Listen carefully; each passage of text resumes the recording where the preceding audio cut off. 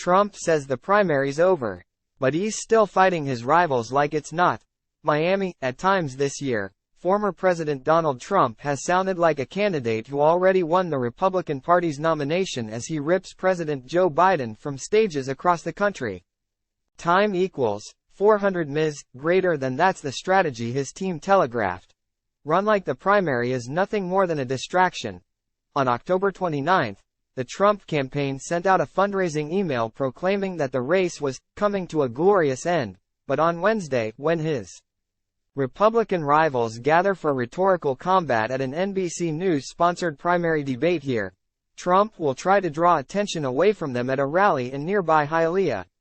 It's the third time Trump has run counter-programming against a Republican primary debate that he chose to skip, at least in part to suggest that he is not worried about his chances of winning the nomination. Time equals 400 ms. Greater than he is scheduled to appear there with Arkansas Governor Sarah Huckabee Sanders, whose endorsement this week appeared to be designed to counter the nod Florida Governor Ron DeSantis got from Iowa Governor Kim Reynolds.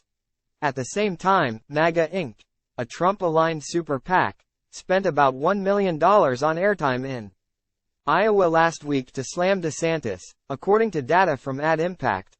More broadly, Trump has continued to campaign regularly in the states with early nomination contests. In October, Trump spent 4 days in Iowa and 2 days in New Hampshire, according to NBC News candidate tracker. For some of his critics, it all amounts to Trump talking out of both sides of his mouth to primary voters, trying to convince them simultaneously that he already has won the race and that he needs their votes.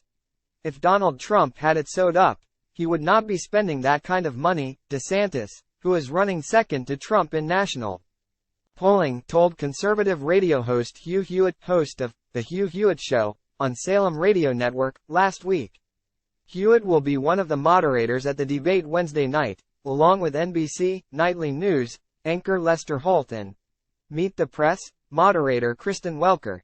There is no question that Trump has a commanding lead over the field in both national surveys and state-by-state polling.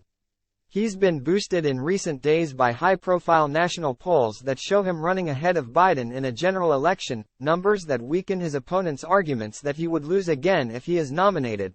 Yet, with DeSantis focusing the bulk of his money and energy on the January 15 first caucuses in Iowa, Trump has focused at least one eye on the Florida governor.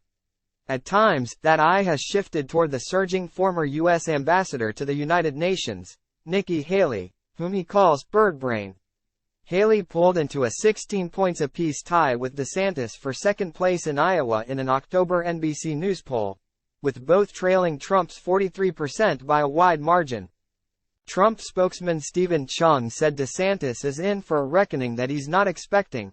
Ron DeSantis is looking at this from a child's point of view, Chung said. That's been his malfunction throughout this election.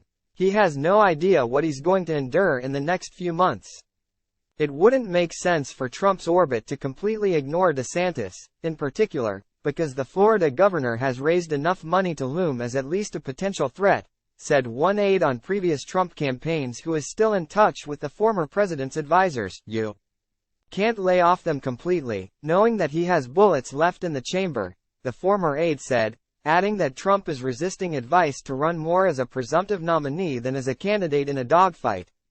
This is a situation where you have Donald Trump not doing the strategic thing and doing the "I need an enemy" thing, the former aide said. There are definitely people inside the campaign right now that are trying to get him to stop attacking DeSantis as much as he is, and he is reverting just to the personal politics of it all.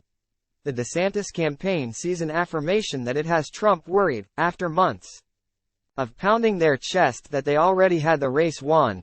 Team Trump is now being forced to publicly admit that Ron DeSantis is climbing higher in Iowa and is a dire threat to their chances of securing the nomination, DeSantis spokesman Andrew Romeo said.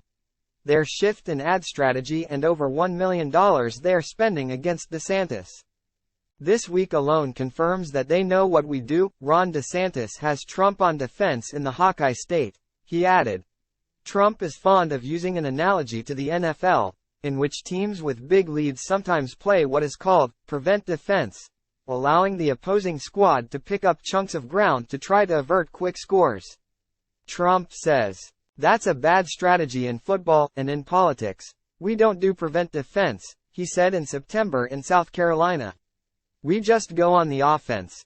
Trump advisors believe that knocking Biden is a two-tiered tactic that helps them lay the groundwork for the general election, while signaling to primary voters that Trump is the toughest opponent for the president they want to oust. Several of his rivals have argued to primary voters that Trump can't beat Biden, even as recent polling suggests he can. Chris LaCivita, a co-manager of Trump's campaign, said the former president is doing what he needs to do to win. "I don't know how to respond to a question about why are we running a campaign," he said.